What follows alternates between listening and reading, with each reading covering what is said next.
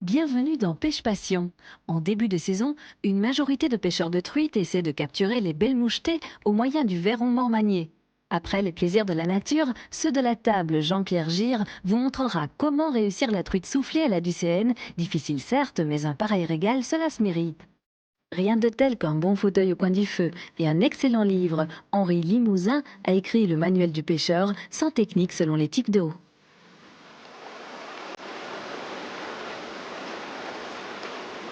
Jean Picard est ce que tous les amateurs de pêche à la truite ont coutume d'appeler une vieille main. Ce terme implique une forte dose de respect et d'admiration pour un pêcheur qui a atteint une maîtrise consommée de son art, maîtrise que l'on n'acquiert qu'avec le temps et la patience. Il nous parle de sa rivière favorite. C'est une rivière qui nous vient de Belgique, qui est formée de 3 gros ruisseaux, qui vient d'une part de Florenville, d'autre part le ruisseau de Moïmont et en troisième lieu le ruisseau de Lim. Ces 3 ruisseaux se rencontrent à 5 km d'ici, à Villers-de-Vente, à Orval pour être précis, et ils forment la Marche. Cette rivière est un affluent de la Chière dans laquelle elle se jette à 5 ou 6 km en aval. Et laquelle Chière, elle, se jette dans la Meuse à Bazeilles, très exactement. Cette rivière est faite de courants lents et profonds, de fosses, quelques courants rapides.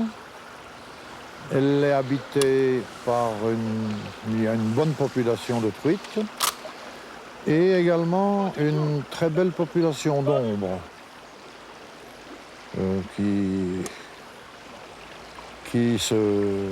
qui ont l'air de se plaire dans cette rivière parce qu'ils y grossissent admirablement. On prend des spécimens de 40 cm et plus, ce qui est rare.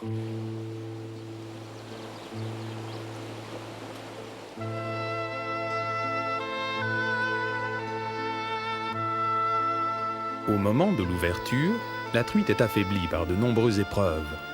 Après la fraie toujours épuisante, il lui a fallu affronter l'hiver et tous les aléas qu'il représente. Froids intenses, variations soudaines du débit des cours d'eau, nourriture rare, insuffisante. Heureusement pour elle, la nature est bien faite. Plus il fait froid, moins la truite ressent le besoin de se nourrir, et plus son métabolisme est ralenti. Elle mange peu, digère lentement, dépense le minimum d'énergie.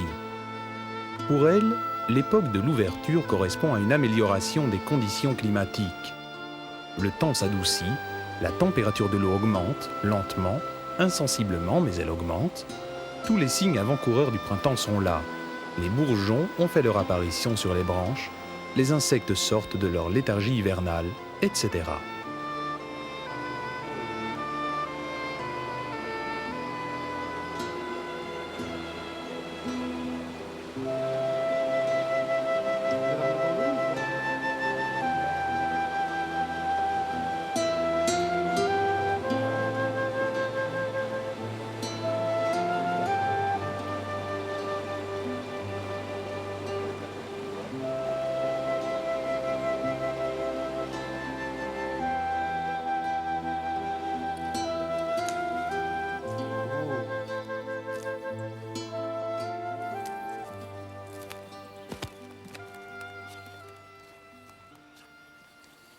Mauvais la rivière, l'ombre sur la rivière.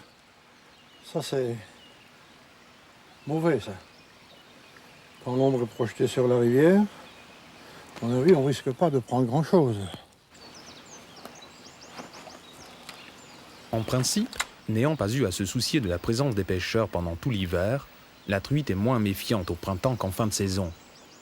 Elle se trouve encore dans les cavités des berges, dans les amas de branchages sur le fond, derrière de grosses pierres ou autres obstacles, partout où elle peut se maintenir bien à l'abri sans avoir trop d'efforts à fournir. La faim commence à se faire sentir. Elle recherche de préférence des proies importantes qui lui permettent de quitter son abri le moins souvent possible. Ses réserves de graisse sont fondues pendant l'hiver et elle a besoin d'un maximum de calories, de préférence sous forme de fortes doses de protéines.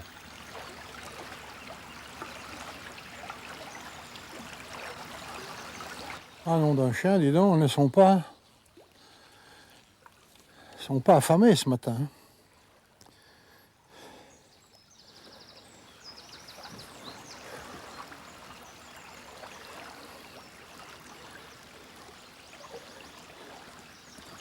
Ah, dis donc.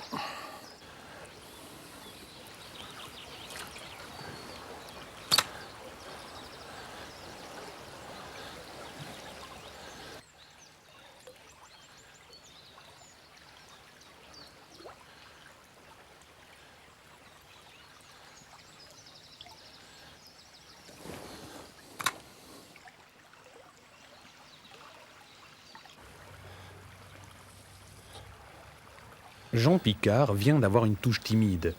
Va-t-elle rattaquer au deuxième passage du Veyron? Elles reviennent difficilement une deuxième fois. Ces truites sauvages, là, quand elles ne prennent pas la première fois, c'est qu'il y a quelque chose qui leur a pas plu. Elles ne reviennent pas. Oh là là! Elles aiment ça, les truites. Hein. Elles sont folles, les chabots. Folles. Voilà les gamards. Ces petites bêtes dont elles raffolent. C'est une crevette miniaturisée. La richesse en chabots et en gamards montre deux choses. Nous sommes bien dans une rivière de première catégorie d'une part, et d'autre part, la qualité de l'eau est irréprochable.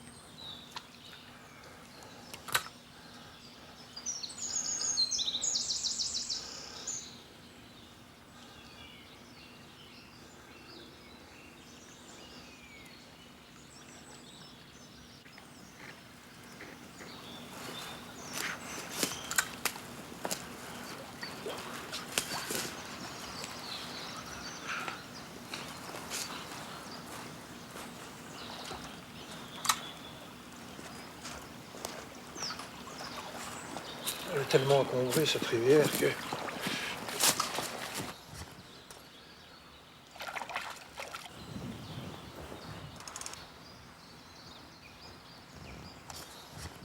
Une remise encore. Oui, hein. Ah, oui.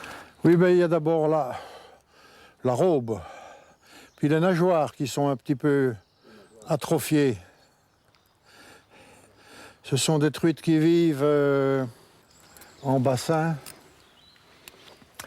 à l'état grégaire. Elles se mangent les nageoires.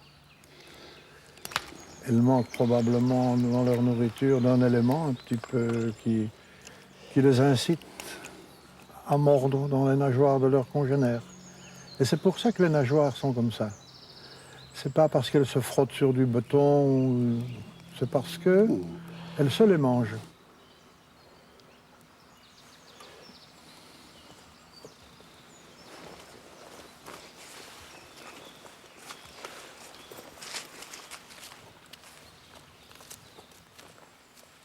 Le mode de pêche le plus pratiqué sur cette rivière est la pêche au verron mort manié.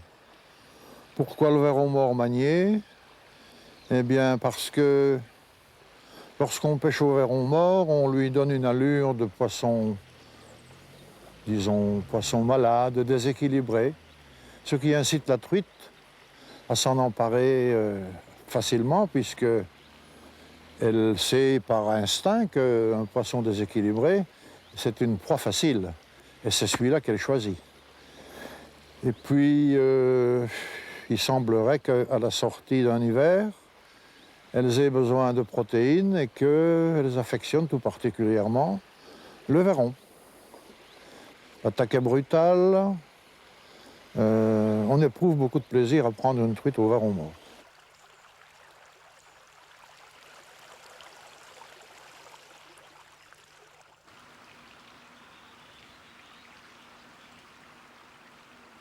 Je vais employer la technique dite pêcher au doigt. Moulinet ouvert pour laisser déballer le fil. Le courant va emmener le verron et il va dévider mon fil. Je fais des petites retenues comme ça toutes les secondes pour donner une allure au verron, allure de poisson malade. Et les poissons malades, les truites aiment ça. Elles aiment ça parce qu'elles sont faciles de les prendre, tout simplement.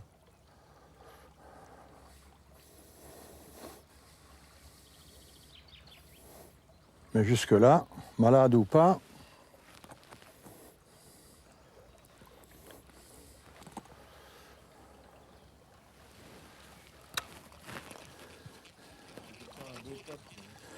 c'est un très bel endroit. Et il est habité, je le sais. Il y a du poisson, mais voilà. Le poisson, c'est lui qui mène le bal, alors, ma foi.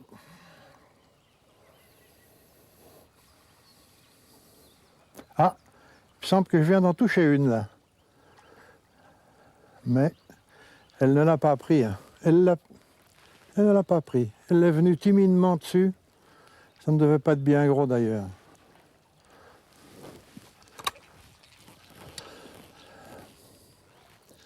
On va lui représenter, on ne sait jamais. Ça m'étonnerait, mais enfin, on ne sait jamais. Malgré les qualités du pêcheur, les truites ne sont pas vraiment au rendez-vous ce matin. Les eaux sont encore sans doute trop froides et il faut vraiment leur présenter le verron sous le nez pour qu'elles se décident à bouger. Les semaines à venir seront sans doute meilleures. L'activité alimentaire des truites va s'intensifier. Plus tard dans la saison, la base de l'alimentation des truites changera et elles se nourriront principalement d'insectes à tous les stades de leur évolution. Pour l'instant, ces insectes, encore sous forme de larves, vivent dans une léthargie quasi totale, dans des endroits où ils sont à l'abri de leurs prédateurs habituels. C'est une des autres raisons pour lesquelles, dans les rivières de première catégorie, verrons et chabots sont pour les truites la base de leur alimentation printanière. Les pêcheurs le savent, et dans leur majorité, ils choisissent le verron pour tenter d'âme truite. De plus, de nos jours, il devient de plus en plus facile pour tous les pêcheurs qui n'ont pas de réserve personnelle de se procurer des verrons de pisciculture chez les détaillants d'articles de pêche. Beaucoup pêchent au lancer léger avec des verrons morts montés sur des montures diverses. De la célébrissime monture Ariel à la monture Drajkovic, en passant par toutes les montures personnelles ou locales, montures simples ou améliorées d'accessoires divers, rondelles de rhodoïdes, palettes tournantes, perles, casques ou autres lestes, tout est possible. Le but commun de toutes ces montures restera de présenter à la truite, d'une manière aussi naturelle que possible, une friandise à laquelle elle aura énormément de mal à résister, surtout s'il s'agit d'une truite sauvage. À ce propos, un détail important. Évitez de manipuler le verron plus que nécessaire, car l'odeur de l'homme n'est sans doute pas celle que la truite préfère.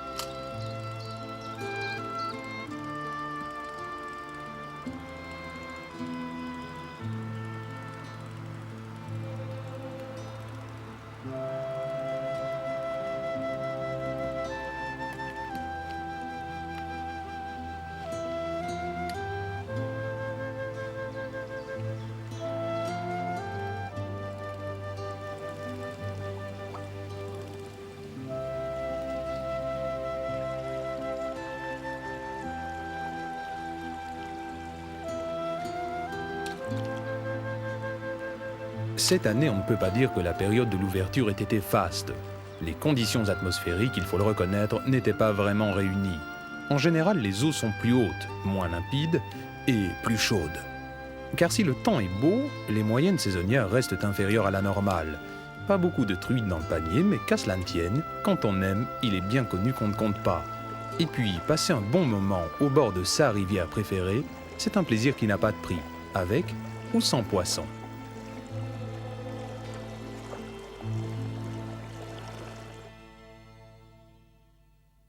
À vos magnétoscopes, Jean-Pierre Gir vous explique étape par étape comment réussir l'une des créations dont il est le plus fier, les truites soufflées à la Ducéenne. Si vous n'y arrivez pas tout seul, demandez l'aide de votre compagne.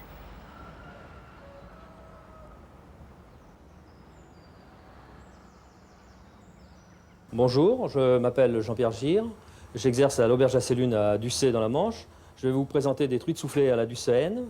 Pour cette recette, j'ai besoin de 2 truites, de chair de saumon, d'œufs, de crème, de beurre ramolli et d'une brunoise de carottes, d'oignons et de champignons. Ces truites seront mouillées au cidre et finies avec un trait de calvados. Les truites sont lavées, elles sont vidées, lavées, écaillées. Je vais enlever l'arête par le flanc.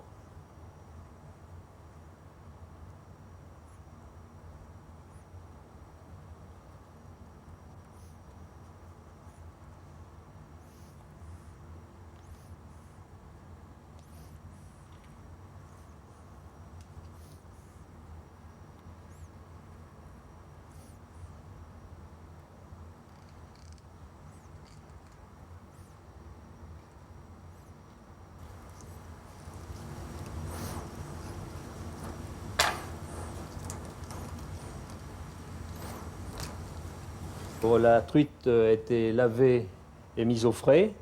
Pendant ce temps, j'ai coupé et passé la chair de saumon au robot coupe. Maintenant, je vais la passer au tamis pour enlever les nerfs.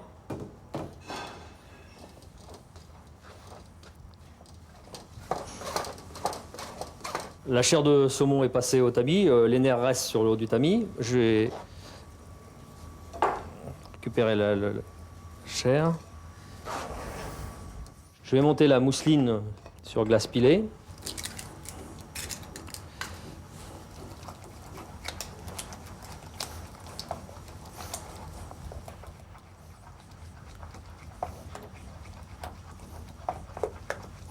Une fois les œufs incorporés, j'additionne de crème.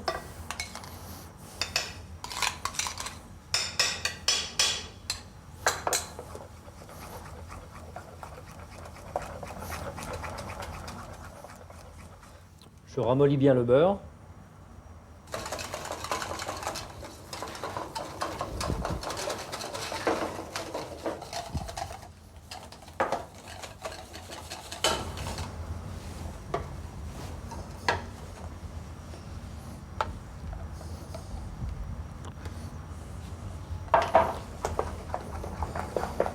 J'assaisonne.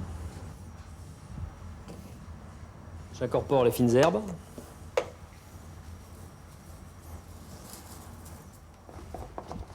La mousseline est montée, assaisonnée. Je vais la laisser reposer au frais, le temps de couper en brunoise de légumes, carottes, oignons et champignons. Alors je vais tailler la brunoise de carottes.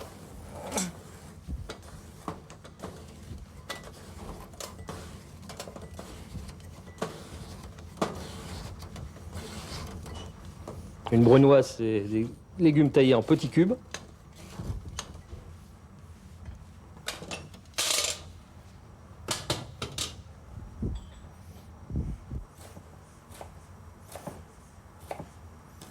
Je débarrasse les carottes de la planche.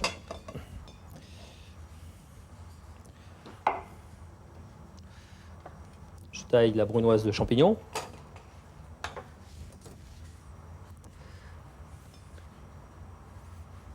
Bon, l'idéal, c'est de prendre la partie blanche du champignon et de garder les spores de côté. Ça reste bien blanc. Et je vais tailler l'oignon.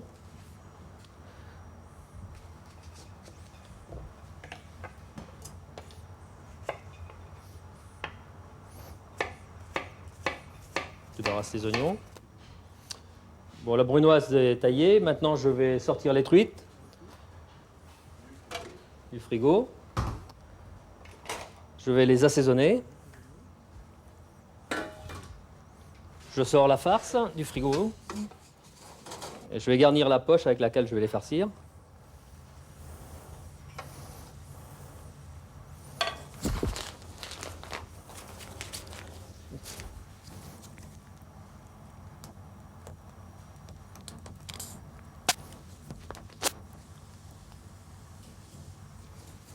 Mettre un peu de beurre à fondre pour faire suer les légumes.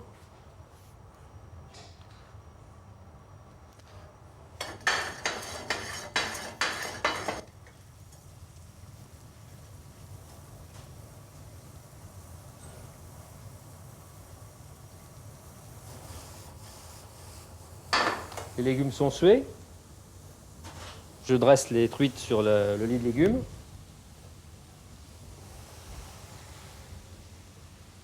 Je mouille avec le cidre.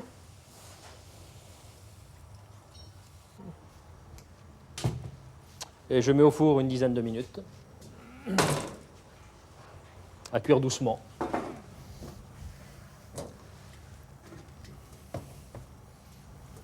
Les truites sont cuites, on va pouvoir les enlever. Je vais les dresser sur l'assiette.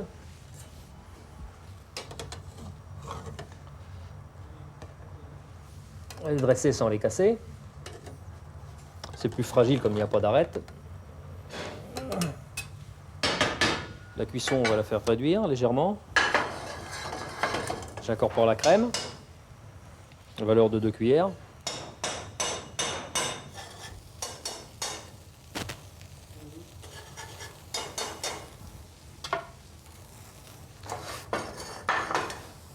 Laisse réduire légèrement avant d'incorporer le beurre.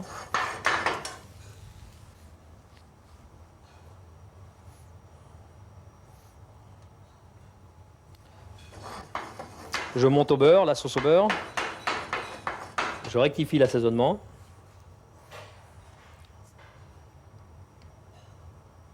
J'ajoute un trait de calvados. Je nappe les truites.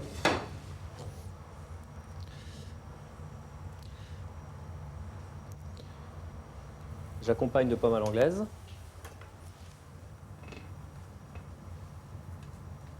Je décore avec un peu de persil haché. La recette est terminée. Bon appétit.